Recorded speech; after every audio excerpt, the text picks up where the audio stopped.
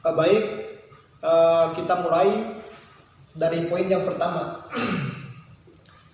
Yang pertama, masalah cambang wanita saat berwudu. Di dalam berwudu ada 3 anggota tubuh kita atau area badan kita yang wajib dibasuh, yang harus dibasuh. Yang pertama itu muka, yang kedua kedua tangan, dan yang ketiga kaki. Nah, sekarang kita fokus ke bagian tubuh pertama yang wajib dibasuh, yaitu muka. Nah, saat kita berwudu, sebelum kita membasuh muka, kita harus tahu dulu mana batasan-batasan muka, mana area muka yang wajib dibasuh. Baik, perhatikan gambar berikut. Nah, kira-kira kita gambar muka seperti ini.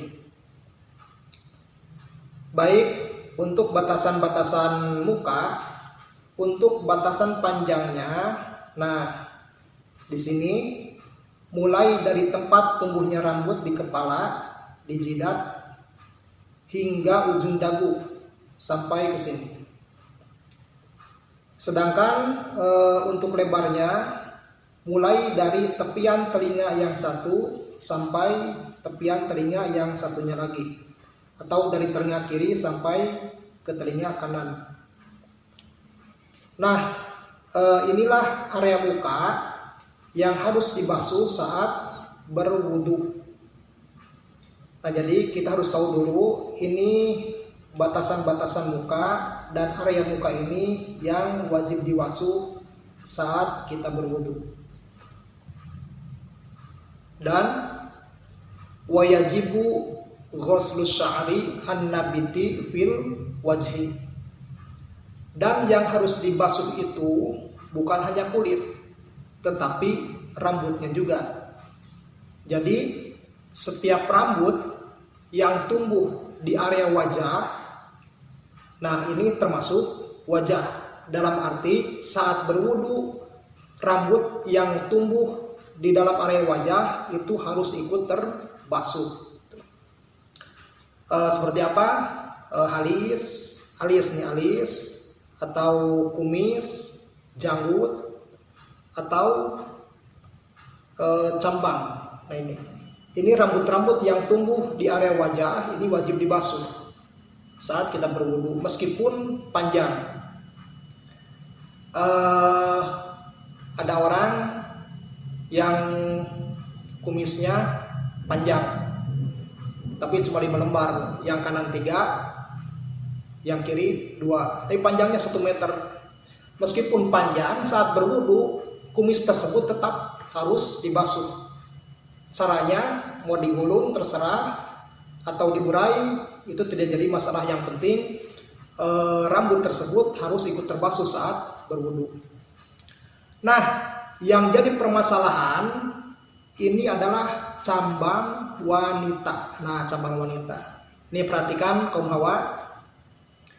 Nah, cambang, jadi cambang itu adalah rambut yang tumbuh di tepian pipi atas di sini sampai ke bawah, yang tumbuh di sisi-sisi pipi, di tepian pipi di sini.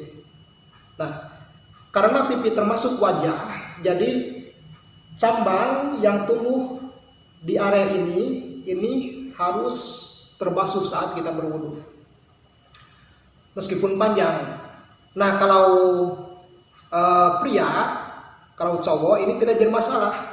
Kenapa? Karena biasanya cambang cowok itu pendek-pendek, jadi saat berwudu tidak usah diurai.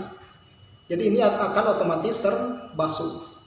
Nah, yang masalahnya itu adalah cambang wanita. Nah, cambang wanita ini bagi kaum hawa, saat berwudu cambang ini jangan diumpetin ke belakang.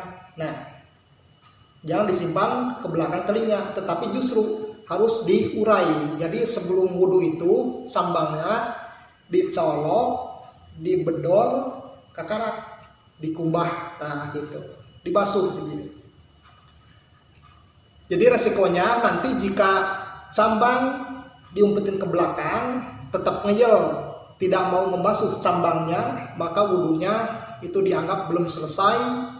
Jika wudhunya belum selesai, hadasnya tetap ada, dan jika terus memaksakan sholat, maka sholatnya tidak sah. Nah itu gara-gara teledor dalam membasuh muka, taruhannya sholat kita menjadi tidak sah.